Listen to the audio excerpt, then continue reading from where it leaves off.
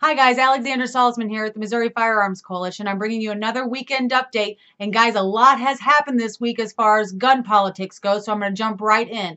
As you know, if you've been following us at all, the bill to end the deadly gun-free zones has passed out of the General Laws Committee. So we are very thankful for all of the hard work, all of the calls and emails, texts, everybody that sent any messages to the committeeman or the representative encouraging them to stand strong and support this bill and pass this bill out of committee with no weakening amendments. I want to thank you guys. We would not have been able to do that without you.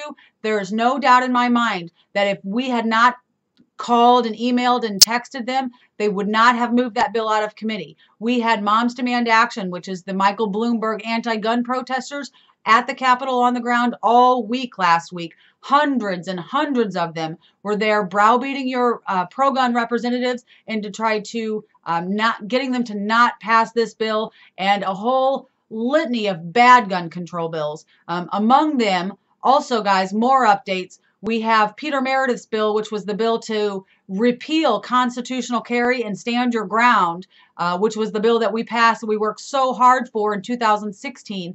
The left did have a bill to stop that and reverse that, and I'm really thankful to say that the pro-gun representatives in that committee did kill that bill. So I want to say thank you to all of the pro-gun representatives in the General Laws Committee for holding the line and not letting that bad piece of gun legislation pass through committee. In addition to that, I want to tell them thank you for listening to all of the calls and all of the emails and all of the texts from the Missouri Firearms Coalition members in support of HB 1936. It was vitally important that we got that through when we did. And guys, it was an uphill battle for sure. As you know, Michael Bloomberg was on the ground all week. It was insane. I have never seen the Capitol so heated over gun control measures and pro-gun pieces of legislation. They were crawling. They were coming out of the woodwork. So guys, what I need you to do now, we are going to go into the Rules Committee is next. So now we have a whole nother group of committeemen that we need to work on. We need to encourage them to hold the line on the Second Amendment. Guys, we got really lucky in the General Laws Committee. The representatives on the General Laws Committee are some of the toughest, strongest pro-gun representatives that we have. Jared Taylor knocked down all of the poison pill amendments that they tried to add to this bill.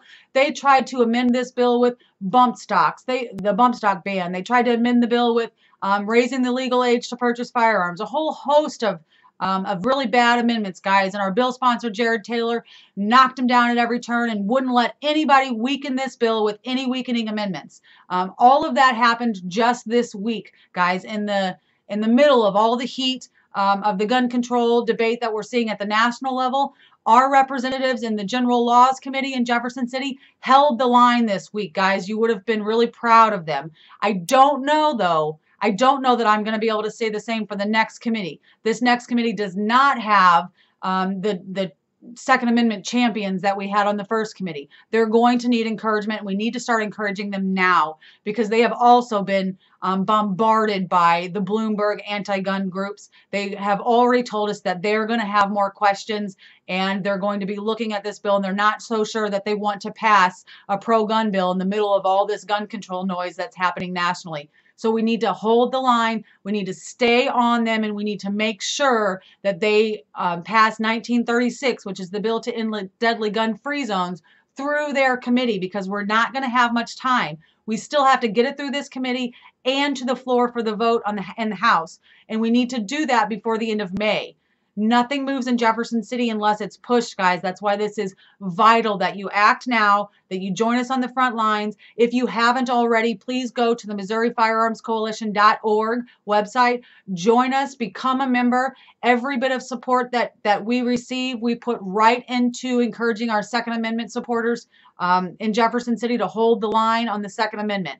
Now more than ever, guys, it is vital that we all stick together, especially with the gun control proposals that are coming out of D.C. We must hold the line here, guys.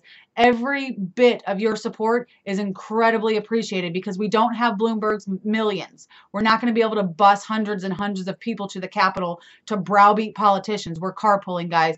We're doing this all grassroots, and every penny helps. So please, if you can, join us on the front lines, become a member, MissouriFirearmsCoalition.org, and help us get this bill through the next committee so that we can end these deadly gun-free zones that are killing people all over the country. We don't want a Missouri mass murder here in Missouri. We want the Second Amendment rights of Missourians to be fully restored in these gun-free zones, and we're only going to be able to do that if you keep pushing with us. We need more help. We need more voices. We were outnumbered more than 100-1 in these committees, guys, and I'm not exaggerating. You can look at the footage and see they're mobilizing. We need to show our Missouri legislature that we are the majority, that the majority of Missourians are pro-gun, and that we don't want gun control. We want good pro-gun pieces of legislation as solutions to all of these catastrophes and tragedies that are happening on a national level.